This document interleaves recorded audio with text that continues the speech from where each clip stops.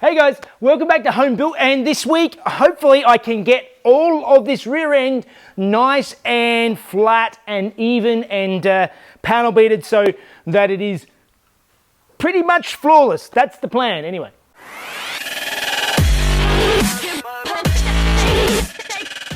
Okay, before I get into it today, I just thought I would cover something. I keep getting comments saying what am I going to be doing about reinforcing the car.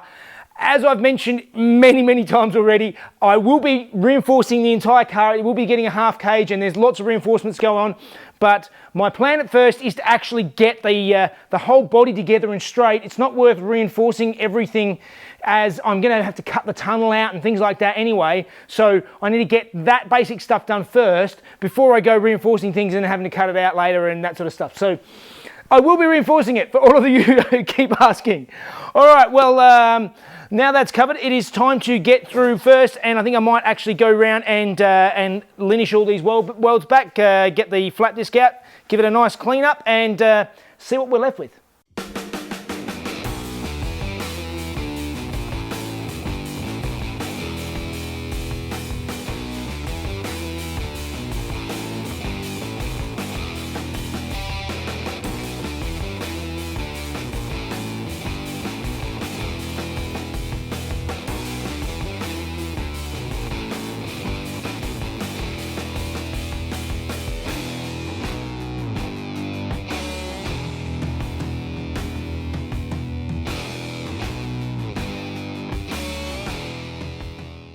Okay, so last week some of you might have seen that I left these bits here. I didn't quite get to finishing them. I'm going to just do a little bit of playing around now and finish welding up these lower sections on both sides at the rear. And then we can start trying to get it all flat and smooth and panel beat it.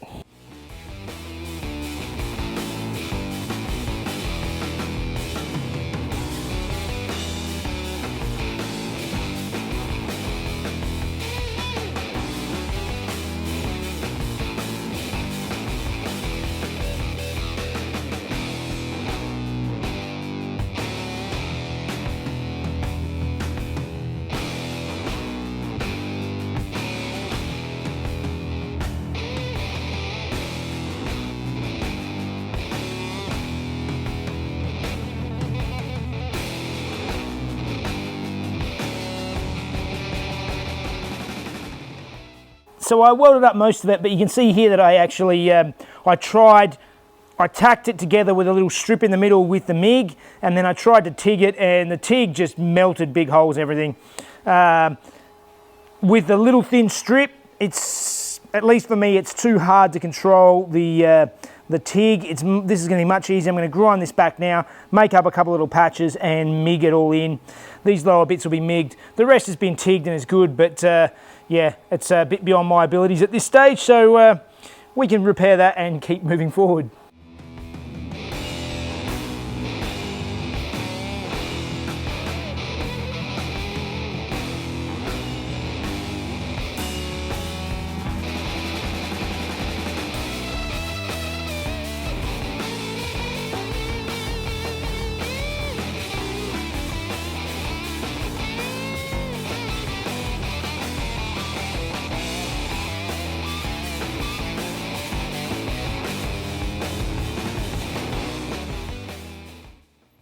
So back to my old trick of not turning the microphone on again. But as you can see here, I've gone through and ground down this welds, and now it's time to actually get it all flat. And at the moment there's lots of little fine ripples all the way along. It's not bad, but it needs to be a lot better. So that's time to get in and start panel beating it. And that's why using a range of different dollies, holding them behind and just massaging it to get it to the exact right shape that I want. The basic principle is to pick a dolly that's got the shape of what the panel you want to be, to hold behind, and then go through, and you've got a couple of different methods. You can either use hammer on dolly or hammer off dolly. Now if you hit hammer on dolly, what happens is you end up squishing the steel between the hammer and the dolly, and that actually stretches the metal. So if you've got an inwards dent, it's much better way is to actually get behind and push on the dent and push it outwards and tap all the way around the edges of the dent. And that is the best way to get a nice smooth surface. Now you don't want a lot of force. You just want to be able to just tap away and do it all gradually, so you don't end up making a big mess. Now I am far from an expert, but this is the way that I'm doing it. So let's give it a go. And here you can see I've gone through and done my panel bending, and it is much flatter. It's looking a lot better. You can still feel little bits. And if I run the straight edge on here, you can see that it's pretty good. I really wanted to get this done without using any filler on the car at all, and that's just not going to happen. It's still going to need a tiny little skim just to get rid of some of the really small divots, etc. But overall, it is pretty good. I just went over the top of it all with the rotor orbital sander there with 80 grit sandpaper just to see the final finish and particularly pick out any low points, but that's looking pretty good. So it's time to move on and do the next weld.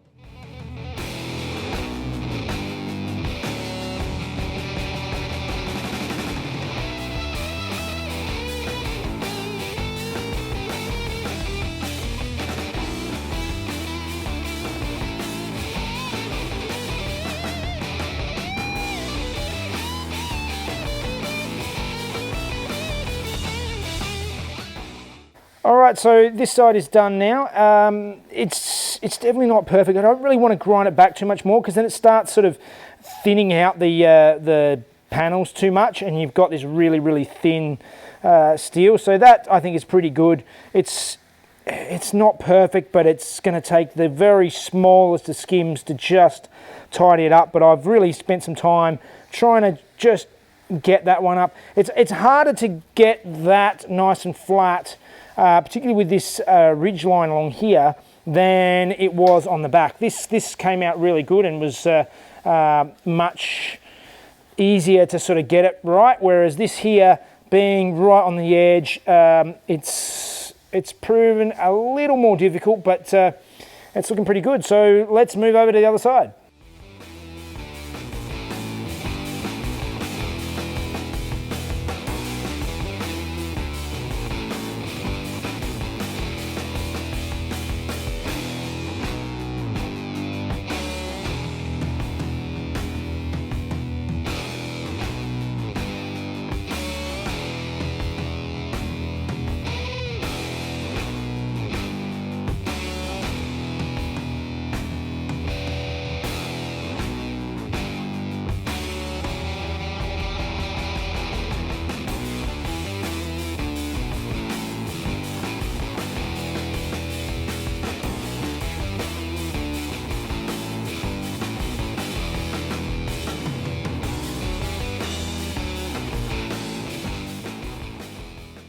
So I probably should have done this before the panel beating, but I'm using my light here in behind the panel, and you can see where the pinholes are, and there are a few more than I would have hoped. So it means I need to go through now and weld up these pinholes and yeah, get it all straight so I can seal it up and call it done.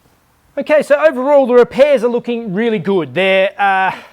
I really wanted them to be completely invisible and you unable to feel anything when it was done, but my skill level is just not there. But it's pretty good. Like, it's going to need almost zero filler. Like, it is going to need a very small skim just to get out those last minute little ripples. But I've still got work to do on my TIG welding.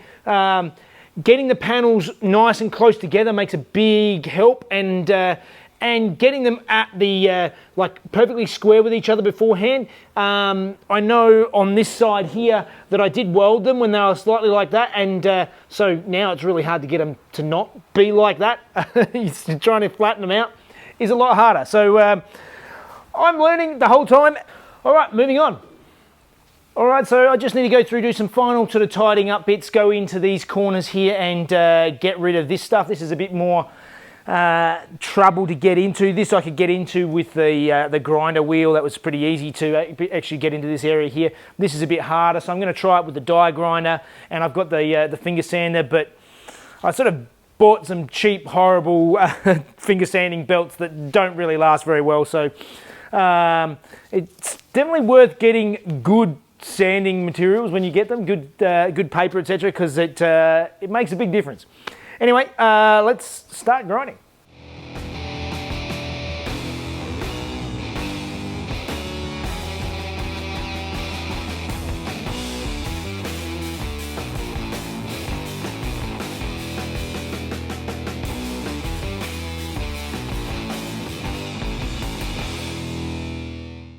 So again, using the light method through here, I did notice there's a couple of little pinholes here that I missed, and just checking for underneath these panels to see where there are a few little pinholes that I missed. So I'm going to go back with the MIG now and just touch up those little bits and just see if we can get it just right.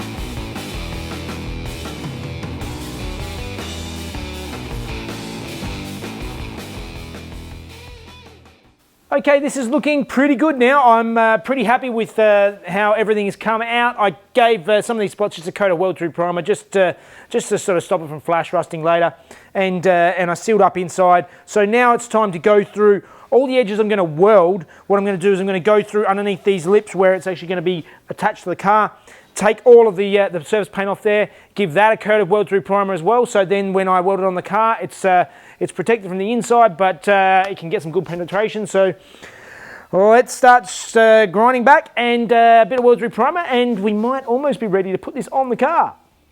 Okay, the back is almost ready to go on. Before I put it on for the final time, I'm going to go around with the grinder now and just take the heads off of all of these welds where I spot welded them all on or MIG them all on. Get it all nice and neat and tidy, or at least as tight as I can, before we put it all back together again. And yeah, and then it's going to be a lot harder to get it later because I'll be leaning inside the hole in the boot. It's not going to be fun. This is much easier, so let's get into that. Just before I pop into grinding, I thought I'd just pass on a couple of things that I've been doing for years on the grinder. I might have mentioned them in the past, but I thought it's worth mentioning. Whenever I have a corded grinder, I always get a cable tie out, and I cable tie on the key, the tool, onto the end of the cord so that I can undo the cord. It's always with the grinder. I never lose the tool and can't get the piece off. Good little tip.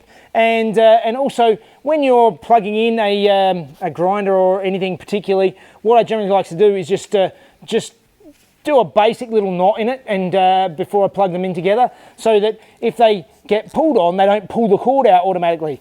Just a couple of quick little tips. All right, let's do some grinding.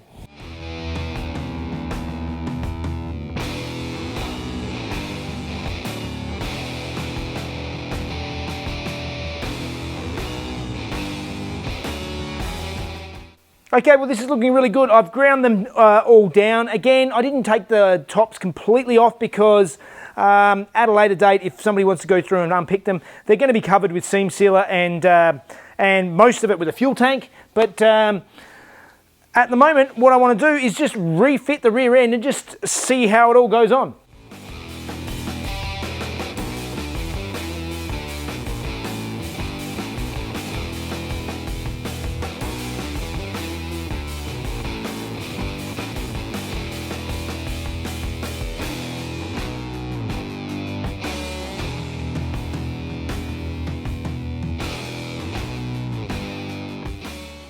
And with a little bit of finessing and sort of persuading.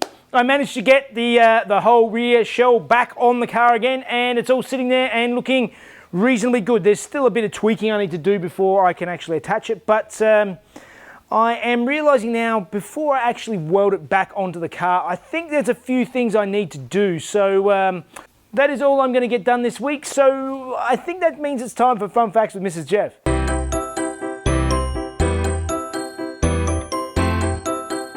Hey guys, 1962 saw the all-new 105 range from Alfa, and this car was produced in a variety of models, the first of which was the Giulia TI. The Giulia TI was fitted with a twin-cam 1.6 litre 4-cylinder making 91 horsepower. The TI referred to an Italian saloon racing class known as Turismo Internazionale. The car was marketed as a 6-seater as it was standard with a column shifter and a split bench seat, although I think it would have been quite a tight squeeze to get 6 adults in there. In 1963, a road-going sports model was released, and it was called the TI Super. They were fitted with a more powerful version of the 1.6 litre engine making 112 horsepower, and they were stripped down until they only weighed 910 kilos. Weight reduction was done with things like replacing the inner headlights with mesh, rear windows were made of plexiglass, and the wheels were actually magnesium alloy wheels. And there were a few other tricks they used. The Giulia TI Supers were all white bar 2, and they were recognisable by the green quadrifolio on the side, otherwise known as a 4-leaf clover. And if you're wondering what the other 2 colours were, there was a grey one and a red one. Only around 1,000 were produced, and they naturally remain very sought after today. All right, that is some good progress we got there. I've got the whole rear end all welded together as one piece, but yeah, I don't think I'm ready to fit it permanently on the car yet, but that will mean we'll be able to move forward and try and do something else next week, which would be great. Fantastic, finally. I think the neighbours will enjoy that too. Yeah. Hope you're enjoying the show. Please like and subscribe if you haven't done so, and if you want to follow the videos a day earlier, join us on Patreon. Yep, links in the description. Also, you can check out the merch store and follow me on Facebook and Instagram for other tips and stuff along the way. All right, guys. See you next time. Internazionale. A road-going supermodel. It's Gary Guy's dream. It's like driving down on him with person. They were fitted with a more powerful Yes. Get go away. I'm doing it well.